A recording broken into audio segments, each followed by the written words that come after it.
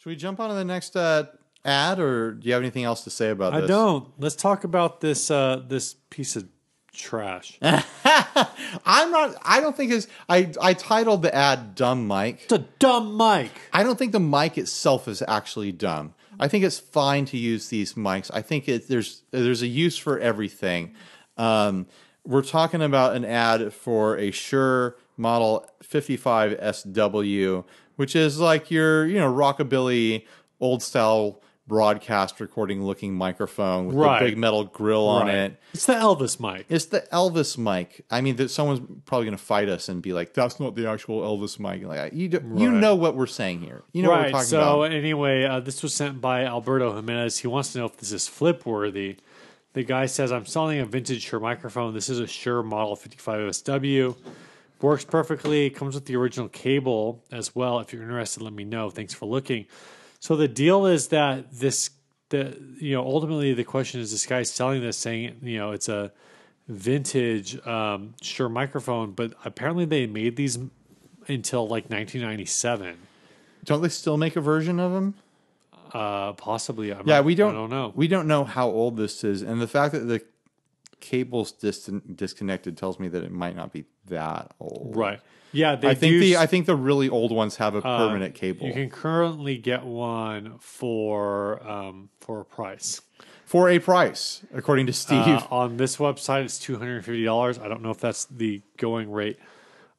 Anyway, Alberto was asking if there was flip there, and the real reality is that we don't really know. Yeah, because he didn't send us the price. Well, no, he said it in the ad or later in the thing that it was like $50. Oh, okay. You know what? For $50, I would have picked this up. Yeah, if it was it's local. on Sweetwater. The Series 2 version is $180. I would be surprised if there wasn't flip here, because there are definitely and doesn't a lot of these, and they're all listed between like $100 and $200. This one doesn't look brand new. It has a bit of a like a soft patina to it. It looks like the nickel is got like a soft wear to it. Right. Somebody it said oxidized. Somebody said that because of the apparent wear of it, and if you take a close look at the grill itself, it looks like a lot of the foam is deteriorated. Yeah. So they were thinking that it was like a one from the 60s or 70s, possibly based on that. It's possible, or it was just kept in a humid Southern California home. Yeah. For its life. Here's my issue with these mics. I'm going to lay it out there. Lay it out there. Every time I've seen someone using these mics, all right, it's been like a teenage high school band where they buy these just because they've seen them in TV and movies, and they think that's like the cool mic, and they use it as like a stage prop. And it never sounds quite right, because they should just be using an SM58 on stage or an SM57. Yeah. And it's what I said to you in the pre-ep is like, it's the Fedora of microphones. Like, there's nothing wrong with Fedoras. There's something wrong with the way certain types of people wear them. Like, if you use this mic to achieve the sound that it does, whether it's recording live or, whatever, right, then you're using it for that. But if you're using it to be like, I'm using this because it looks cool and old, and this is like what Elvis used, and he was pure class, and I want to be pure class. Like, it's the Fedora of microphones, right? Do you hear what I'm saying? Yeah.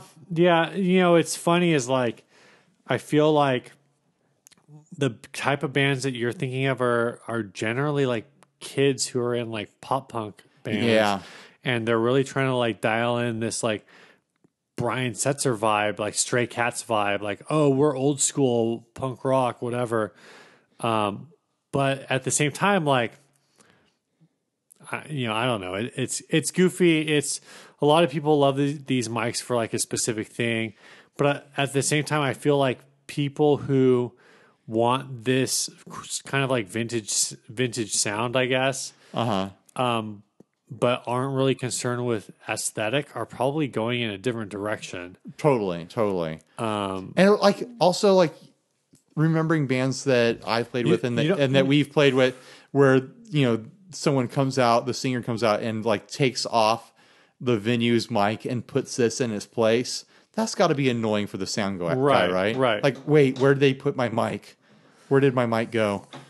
What is going on? I wanted to get Ariel's opinion on this because I fear he probably knows more about microphones. yeah. But I called him and he just let the machine get it. Oh gosh. Our friend Ariel, my bandmate, he just released his solo project album, and that's the title of it. Let the Machine Get It. Yeah, go check it out. I didn't actually call him because I don't have his phone number. I should get him to send us. I think I have access to the tracks. I think I should put the tracks up on an episode to help promote his album because he's been working on it for years now. Do we have anything else to say about this? I don't know. It's just a dumb mic. It's just a dumb mic. Let's talk about this next topic. Yeah, Kevin E. Quits. Sponsor of this episode wants to know. Are you going to go my way? But I really, really got to know. That was the wrong part. Are you going to go my way? I Would you? want us to do a really disjointed a cappella version of that song together. Let's do that after this ends. Let's do that at the end of the episode. Would you rather I want to see? do a Primus version of Are You Gonna Go My Way?